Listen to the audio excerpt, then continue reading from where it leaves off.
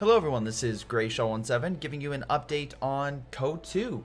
Yeah, there's actually an update coming up for the game that's, I think, kind of important, along with a few other key things. So, let's get into it.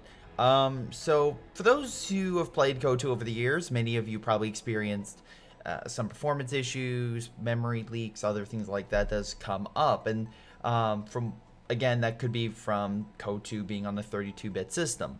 Now they are going to be opening it up. So if you go to Code 2 right now and you go into your properties, which you can access through management, you go to beta, you can access the 64-bit beta test, which is currently going on. So yeah, that is surprising. So you can essentially upgrade Code 2 to a 64-bit game. I believe Tightrope and a few others have done some tests, and it showed actually decent performance up of I think around 5 to 10%, which doesn't sound like a huge deal, but honestly, to me, that's substantial, especially if you're going to be recording or editing or essentially taking this in some capacity and running other things on the side. So yeah, that's huge, and again, that's an awesome update. Again, something maybe should have come out a lot sooner, but I'm glad it's coming out at all at this point, because again, most people, especially after this game coming out, what, 7 years ago, Code 2 be like, okay, it's run its course. Now they're going to be, moving on other things. But no, they constantly are doing stuff to this game, which is fantastic, and that's awesome to see. That's not the only thing, though, although that's going to probably be the thing that affects a majority of players.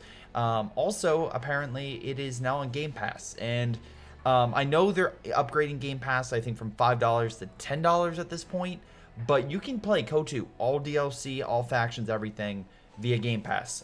You get the Collector's Edition, essentially as part of it. You just download it on the Windows 10.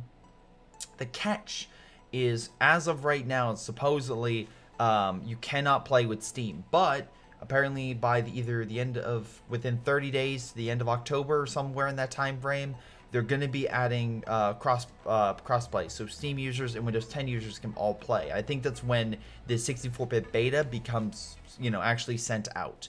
So yeah, that's fantastic. Again, hopefully that they can get this beta, everything fixed, everything all good, so that way when it does go out and becomes, everything gets accommodated, we get a bigger player base, more people get access to the game, and yeah, I am a huge proprietor of like allowing more people to join in. I think Game Pass is a really, really cheap option for people, especially right now. And again, you don't need to have an Xbox. It's all Windows based, and majority of people have Windows unless you have Apple, which good luck with that. But no. But overall, a performance update for Code 2. Probably gonna also wipe out my save, so I need to do replay sooner than later. What else is there?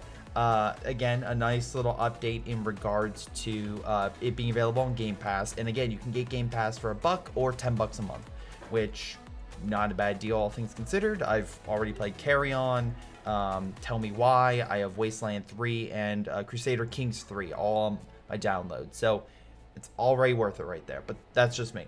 Yeah, and just those two things I think is a really nice little side updates. But hey, what do you think? Let me know down below. But this has been Greyshot17, and I'll see all of you next time.